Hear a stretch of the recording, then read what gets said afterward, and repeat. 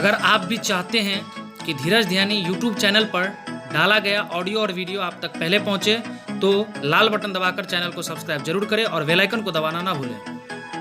बाजू बाजू बाबा विश्वकर्मा की जय। घरे घरे मंडप सजलैया विश्वकर्मा के मूर्ति बैठलैया।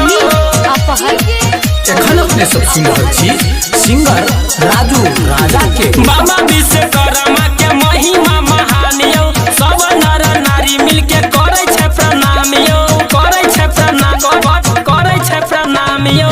बाबा विश्वकर्मा के महिमा महान यौ, सब नर नारी मिलके करे छै प्रणाम यौ। 17 सितंबर के आबै छै, 17 सितंबर के आबै छै।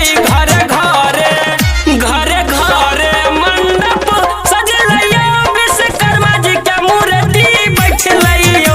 घरे घरे मंडप सजलैया विश्वकर्मा के मूर्ति बैठलैया।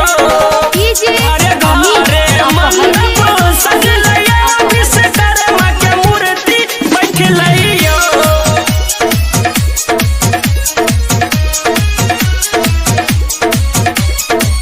हाथ में कमंडल गर्दन में माला, हाथी ऊपर बैठ के एलै बाबा दाढ़ी वाला, एलै दाढ़ी वाला। हाथ में कमंडल गर्दन में माला, हाथी ऊपर बैठ के एलै बाबा दाढ़ी वाला, बाबा दाढ़ी वाला। चढ़े बरसाती पूरी पकवान यौ, पूरा करे छै बाबा सबके अरमान यौ। सृष्टि रचयिता कहाबै छै। घरे घरे मंडप सजलैया विश्वकर्मा के मूर्ति बैठलैया। घरे घरे मंडप सजलैया विश्वकर्मा के मूर्ति बैठलैया। घरे मंडप सजलैया विश्वकर्मा के मूर्ति बैठलैया।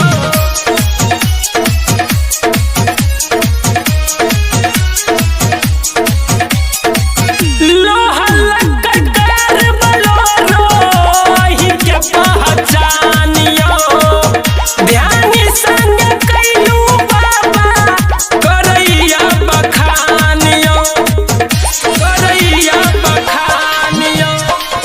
लोहा लक्कड़ बलोरो ही के पहचान यौ, ध्यानी संग कैलू बाबा करैया बखान यौ, करैया बखान यौ। राजू राजा करैया गुणगान यौ, बाबा विश्वकर्मा कनि दियौ न ध्यान यौ। चरण में शीश झुकाबैया। घरे घरे मंडप सजलैया विश्वकर्मा के मूर्ति बैठलैया। घरे घरे मंडप सजलैया विश्वकर्मा के मूर्ति बैठलैया। बाबा विश्वकर्मा के महिमा महान यौ, सब नर नारी मिलके करे छै प्रणाम यौ। 17 सितंबर के आबै छै, 17 सितंबर के आबै छै।